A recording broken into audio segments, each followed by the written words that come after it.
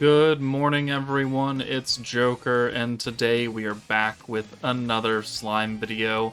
And we recently got the rerun for the Reckoning / Sparkle of Youth meta beatdown battle. Now, this one's pretty big because this Shizu is kind of important if you're trying to cheese a lot of the older events with the Reckoning gimmick. So it's important for people to pick her up. And we've got both the normal and we've got the catalyst. Honestly, you don't really need to do the catalyst if you don't matter. But EX2 is the last stage you need to beat in order to get the dupe of Shizu before you just grind the currency to get the other dupes out of the shop. But this stage can be quite difficult for newer players because they have 6.3 million HP, and for the first 5 turns, you do have an attack seal on everyone, so you just cannot use attack skills for the first couple of turns, unless you have something like Lord's Ambition, which I'm not using in this video. So, newer players gonna find it a bit difficult to beat EX2, or even EX1, because they have like 5 million HP, whereas Master has like 56,000. So the jump from Master to EX1 and EX2 is quite bad. So today we're going to use a number of teams that have come out after the Sparkle of Youth meta released, and because this is a rerun, I do have 2 other videos from back when the meta came out that I used to clear it. So if you're looking for a free-to-play Reckoning version of this team, one of the videos down below will have that among some other teams that you can use that maybe will fit your bill if the ones I show today don't quite work for you. But other than that, the starting hand is built for a blue to green convert. Oranges and greens are usable here, just blues are a bit nerfed. Let's go ahead and get started. So starting out, we have the Scourge Wielder meta, pretty much the full meta. So it is the full meta. So we've got Elmisia, Lumi, Kigali, Masayuki, and the Masked Hero. You don't really need Lumi or the Masked Hero. I mean, you can bring other damage buffing characters if you want. Kigali's free to play. Isis we're bringing just for the turn 1 orb convert so we could have a good starting hand. But this team with the Chaos gimmick can do a lot of damage, or it could just do a lot of nuking damage once the attack seal is gone. So, turn 1, the entire reason we brought Isis was to convert. If you want to bring a different character to convert, you certainly can. If you want to bring a different buffing character, like First Anniversary Millum, who can, if she's skill fused, convert that, but also give ult damage, like that'll work too.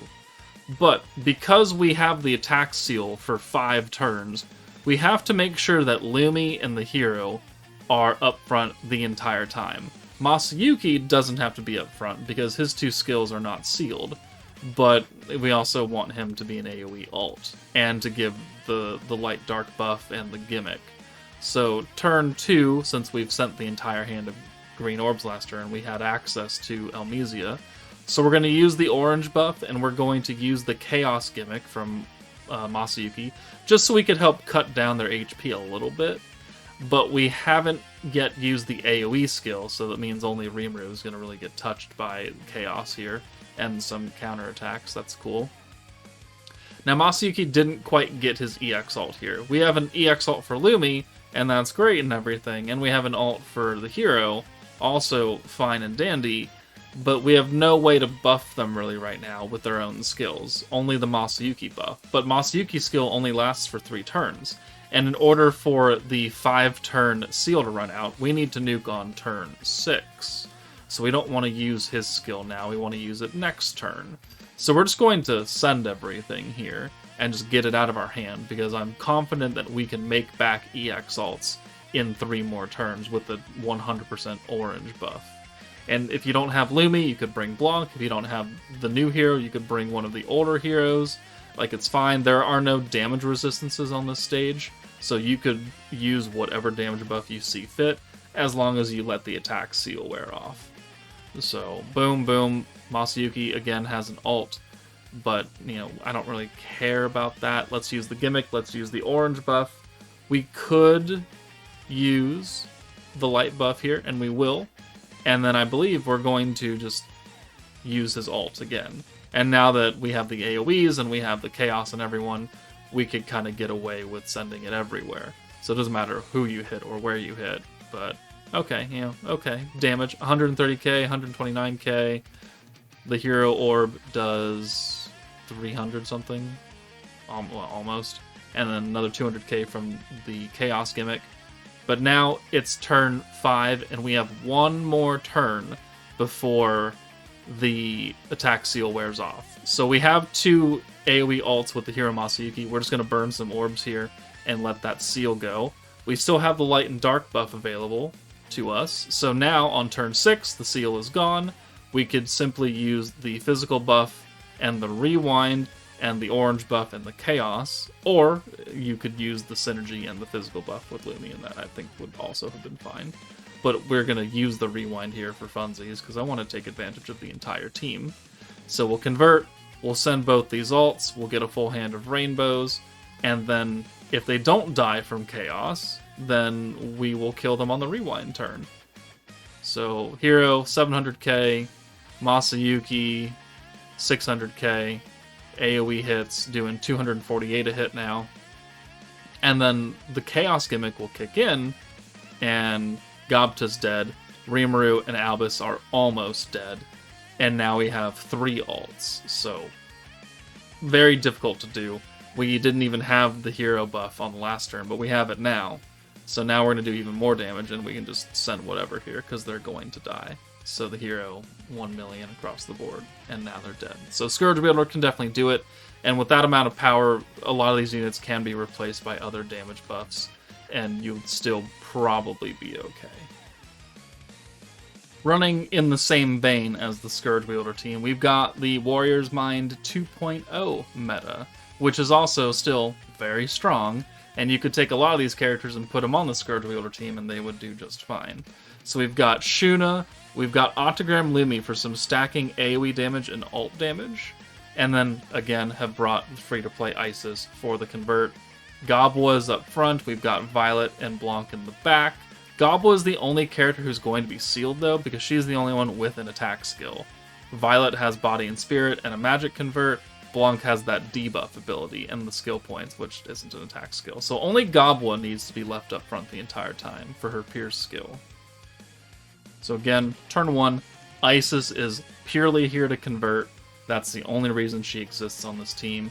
We have the attack seal on Gobwa. Again, she needs to remain up front so we could use her full Pierce buff. So let's convert with Isis. We'll bring Blanc in. We'll bring Violet in.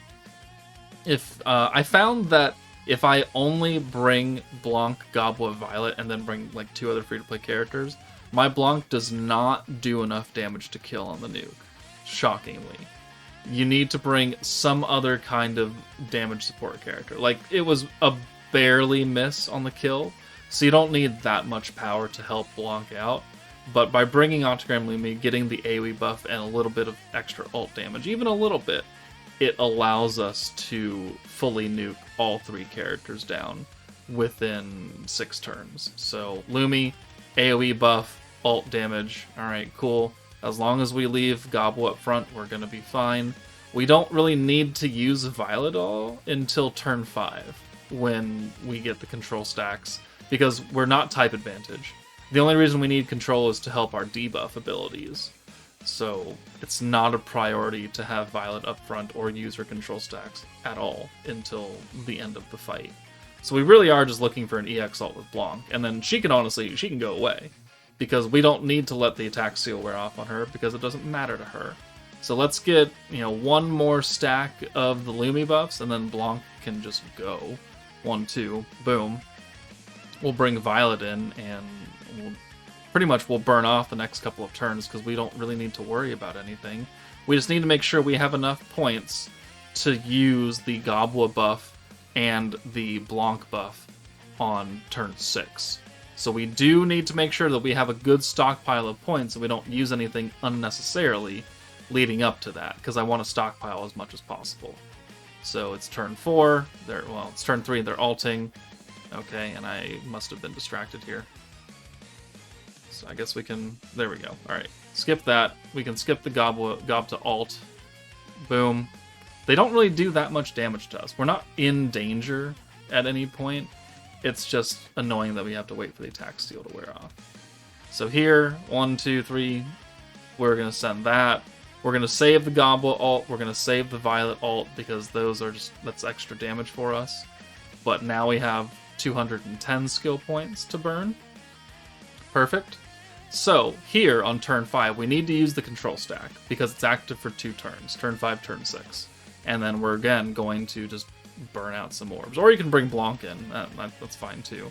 And still burn some orbs out. It really doesn't matter. But now we have 160 plus the Blanc skill, which gives us enough points to use everything that we need to here. So Pierce, sorry, instant damage, there's the control. Doesn't matter because we're not type advantage. And we have 160 plus another 20, and that will be barely enough to do everything that we need to here. So boom, Shuna to convert to put the Dread mechanic and everything else here, the physical resistance. We'll use the additional debuffs to get Gobwa's Pierce skill maxed out, and then the extra 20 allows us to use the full power of the Pierce skill. And then 1, 2, 3, 4, 5, 6. Violet, 400k, alright, whatever. But Blanc does 9.5 or 8.5 if they don't have those debuffs available. So there we go. Just a few stacks of Lumi was able to push us over the damage threshold. Fairly easy to do. And obviously if you don't have Gobwa, bring someone else who can help Blanc do extra damage and you'll be fine as well. And honestly, Violet too. You don't really need her for most of the fight, so she's replaceable. Next up is the Schemer team using the sword gimmick, so we're going to go as free-to-play friendly as possible. We have Soe, we have Soka for the actual sword gimmick, and then we have free-to-play Laplace, Misery, and Isis for just being on the Schemer meta, and then we brought Fire Violet, because sure, why not? You don't need her. But we are just banking on getting as many hits as possible, getting our attack stat as high as possible, therefore the sword gimmick can come in and do the 6.5 million damage to get the kill. And it's fairly easy. And if you have other Schemer units that gives you the multi-hit or the AoEs, it becomes even easier to do. So we brought Isis. I mean, we don't need to bring Isis because we could have converted with Laplace, and Ahsoka already has the 50% green gauge buff, so you don't need to bring Isis, but she is on antagonist, or she's on Schemer, so she does just count, which works for us. And ideally, you could probably actually replace either Violet or Isis for Kigali from Scourge Wielder, because she would have an alt convert that's unrestricted, and then Zoe would just change all those to greens anyways. And so you wouldn't have to worry about sending alts and missing out on a couple hits on the hit counter because the alts don't get the follow-up orbs. Probably a better way for you to go about this, but we do it like this anyways. So 1, 2, 3, 4, 5, 6. We want to leave Soka up front the entire time, not because I want the attack seal gone, but because she has the highest attack stat out of all of our characters just to begin with. So she needs to get the highest attack possible from the Soe stacks. That's the only reason. We don't need her synergy buff, because by the time we're able to use it on turn 6, they're already dead from the sword gimmick on turn 5. So here, it'd be cool if I could alt swap Soka away. Unfortunately, I can't. So we're just going to use Soe and then send everything. We're just going to keep hitting Rimuru. They all have the same amount of HP, so it doesn't matter who you hit. But this will get us more hits. We're up to 36 plus the follow-ups, which puts us about 46 hits now. Take the hit. We have 2 alts for Violet and Laplace. We definitely don't want to send those. We want to just get more hits with follow-up orbs, so we're going to swap both of them away after we use another use of Laplace and Soka's abilities. That way we have them available for turn 5 and turn 4 and 5. So boom, boom. Both of them go for Misery and Isis. This is why we made a team full of Schemers, so no matter who is up front, we're getting the 2 counts per hit. And then as long as Soka stays up, we can get a high attack stat. So we'll spread the damage out to Albus now. We'll hit her a little bit, give her some attention. And then next turn is turn 5, the last turn before the sword gimmick kicks in.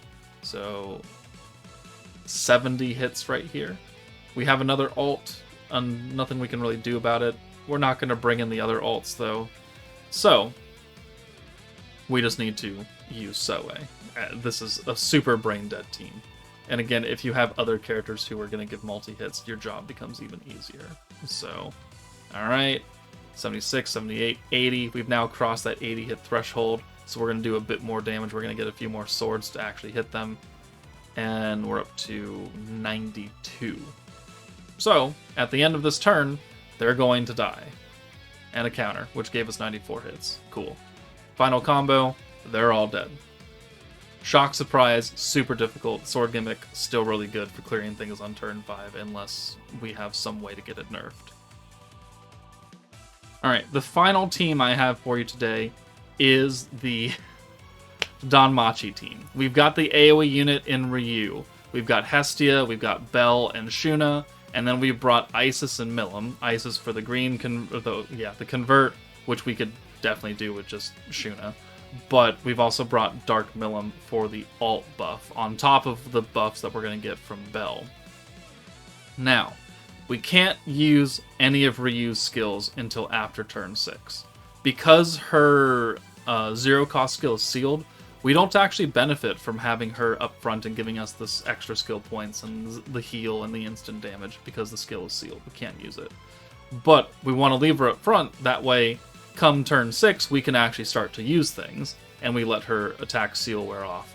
And Belle, we could use his stance, but we can't use his pierce buff also until turn 6. So for the first couple of turns, this fight is kind of just a giveaway.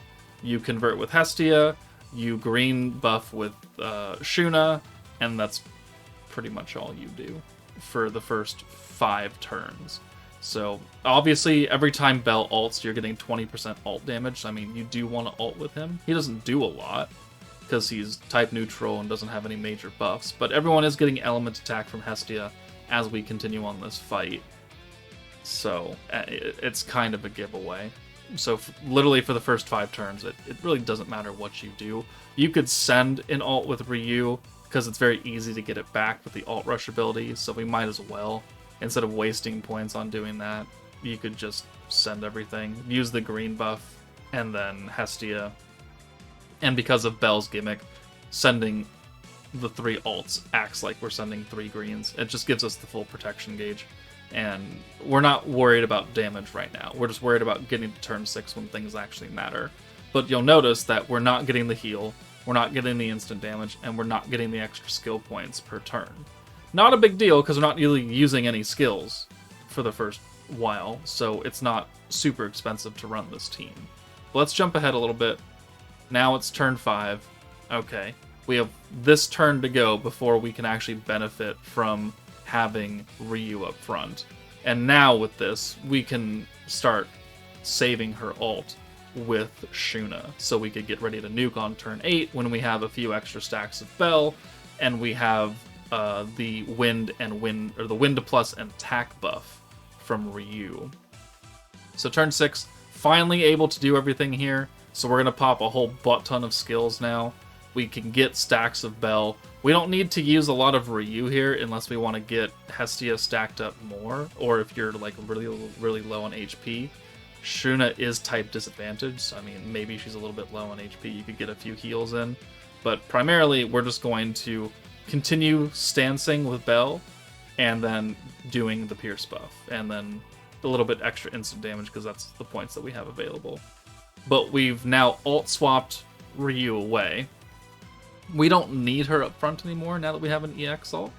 So next turn, turn 7, it's up to you whether or not you want to ult swap her or you just want to send her. It really doesn't matter. But for us, I believe we send her away. And then we bring Milim in. I think that's what we do. I recorded this like 3 days ago. I'm sorry. Okay. But because she's up front, we're also getting that extra 10% magic attack. Okay, we are not sending her away. My bad. We are just going to swap her ult. And then green buff with Shuna. And then as long as we have enough points to use Belle and Ryu on turn 8, then we're looking good. Because that's all we need to do.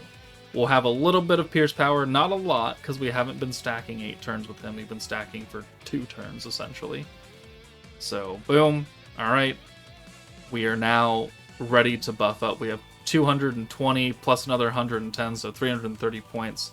So let's bring Milim in for Bell after we use his Pierce ability, because now it's turn 8. It's actually activated. We could get Pierce and Pierce Rate.